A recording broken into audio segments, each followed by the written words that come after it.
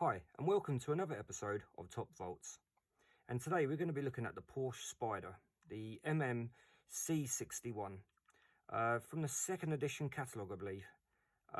So today we're going to have a little look around this, check for any external damage, then open her up and see what's going on inside, see if there's anything that needs cleaning, like a light service, possibly a light clean.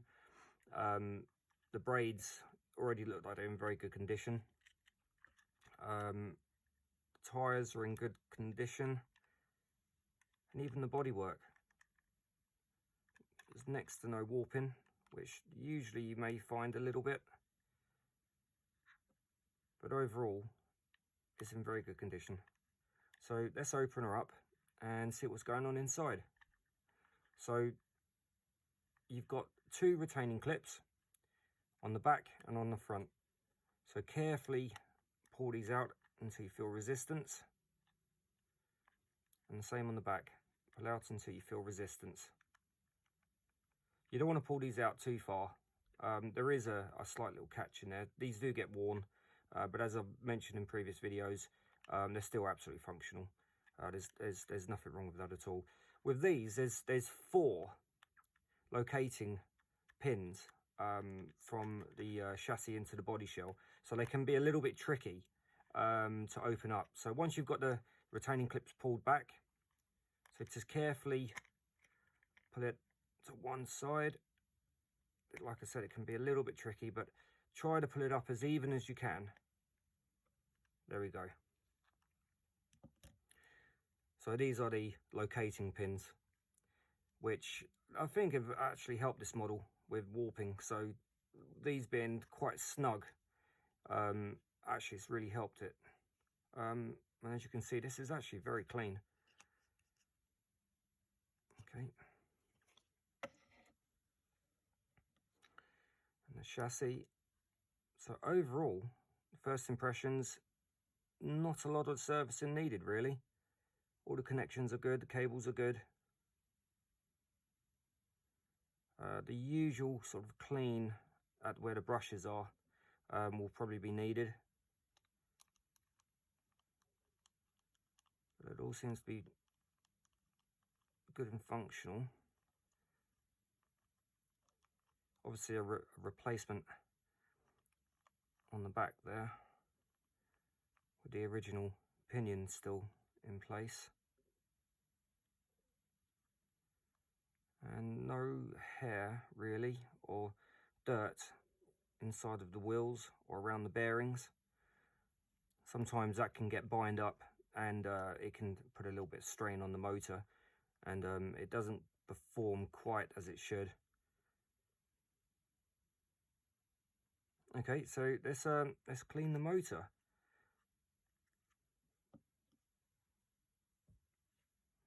Okay, let's get into this. So we've got an RX motor with the brushes are just here, which are held in by a retaining clip just on the side here. So there's a brush top and bottom.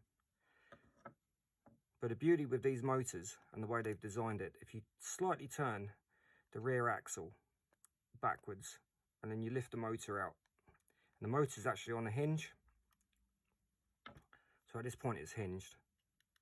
And I believe they've done this to allow access for what we're going to do today, a bit of servicing.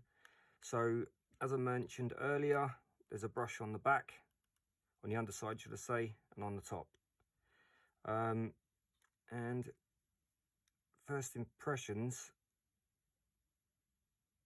there's plenty of meat still on those brushes.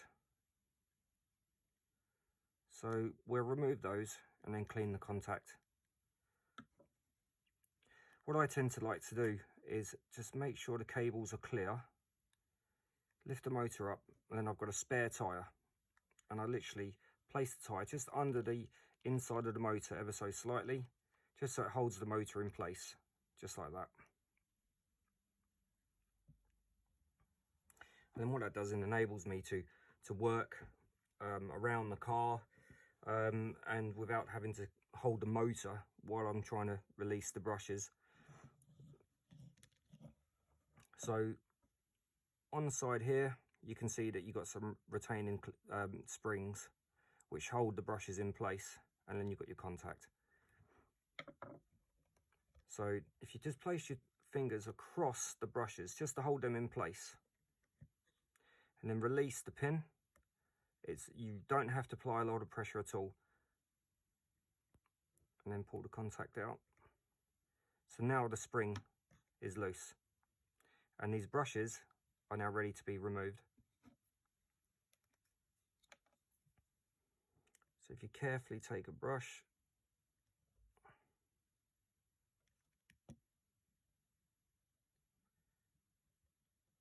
and holding the other side, carefully remove this brush, just like that,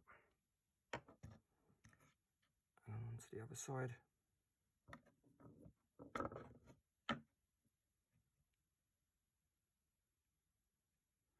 Okay, I'll place those there. So the area we want to clean now is just here, just where the brushes ride on there, and you get a bit of carbon build-up and dirt, which sometimes can affect the contact and the power of the motor. Sometimes get some sparks and a bit of smoke. So it's good practice just to keep this area clean. We'll also be giving a drop of oil on these pads either side, just to allow the motor to run just a bit nice and a bit free. But first up, let's clean there.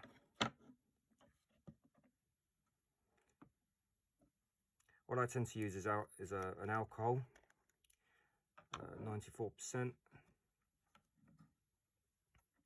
And you really don't need a lot. It's literally just the tiniest amount on the end of your cotton bud.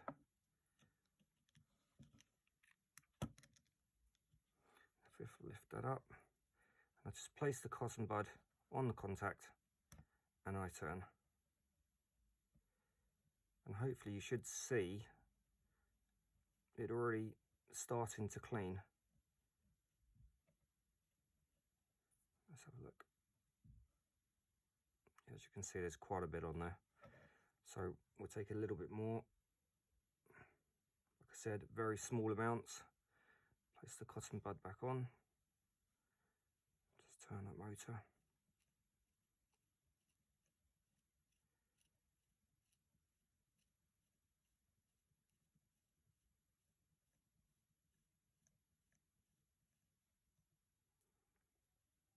Okay, that doesn't seem as bad now.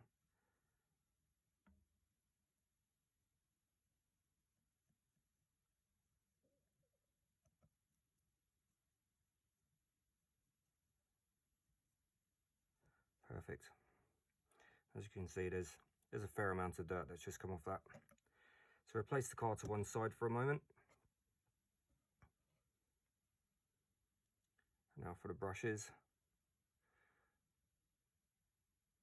So they don't seem as bad actually. So we'll give them just a light clean.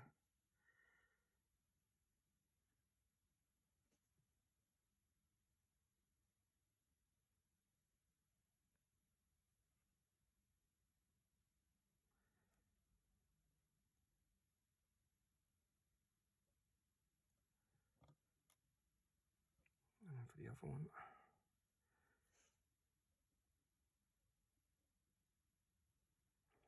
As you can see, this one's a little bit dirtier. Just around there. So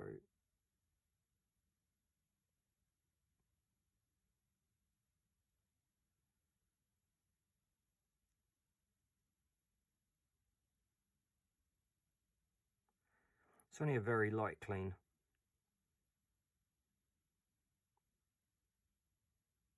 Perfect.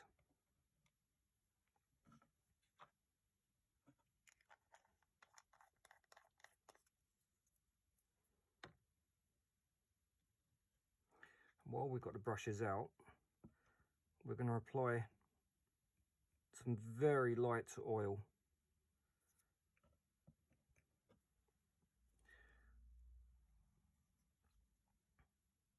We're going to apply this just at the back, the tiniest amount of drips. Just turn it so you can access it.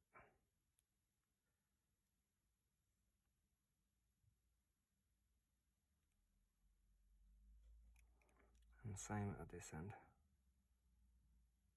Very small amount, you really don't need a lot at all.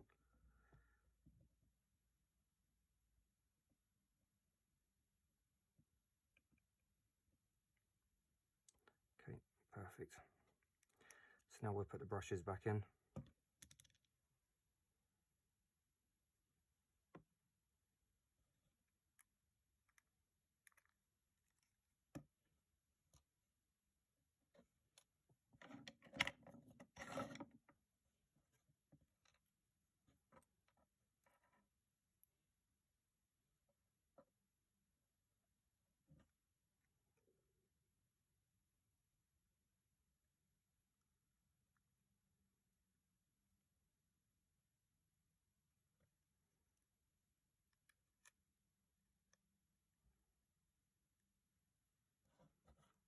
Replace the other one.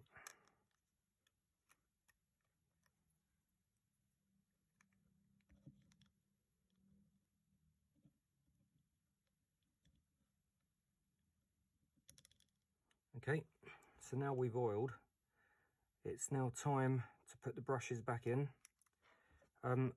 What I tend to like to do, so coming back to this sort of retaining spring, you could say, is I like to put the brush back on this side first, because I'll use that spring to hold that brush in while I fix this one into place and then click the connector back in. So taking the brush,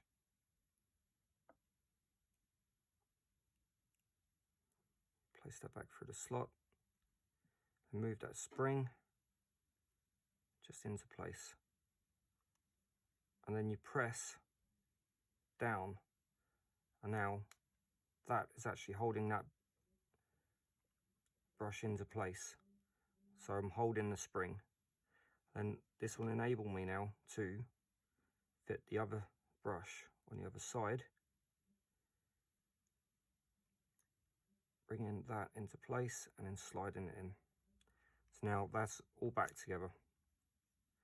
And always check to make sure your brushes are lining up okay, which they are. They're making good contact. Right, that's brilliant.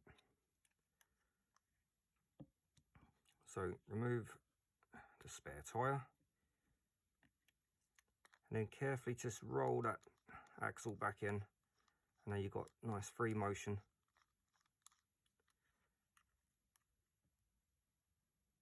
Perfect. So now we'll put the body shell back on.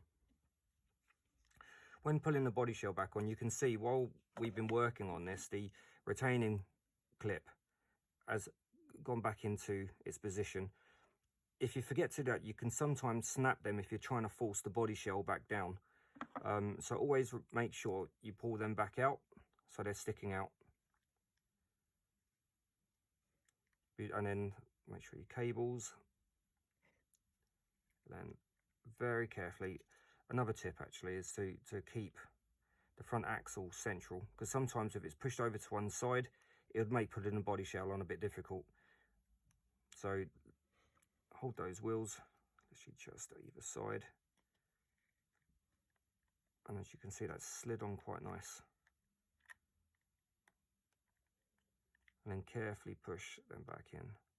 You don't need a lot of force at all. There you go, perfect. So all back together, motor's been cleaned. So the last job now is just to run it up a little bit, just to allow those brushes just to bed back in a little bit.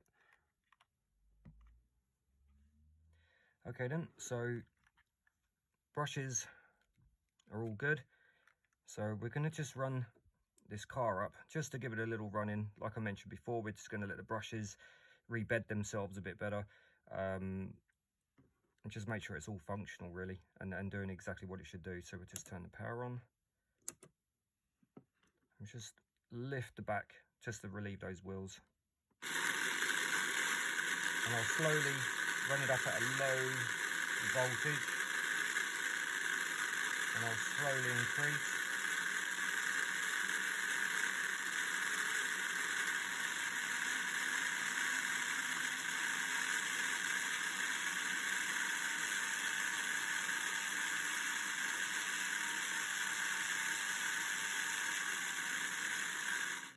Okay, that's perfect.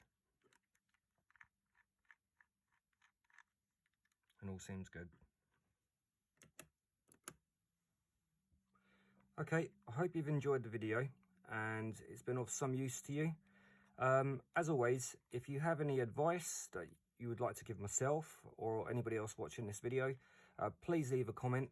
I'll try my best to get back to you if there's any questions you have. But once again, thank you for watching the video, and I'll see you at the next one.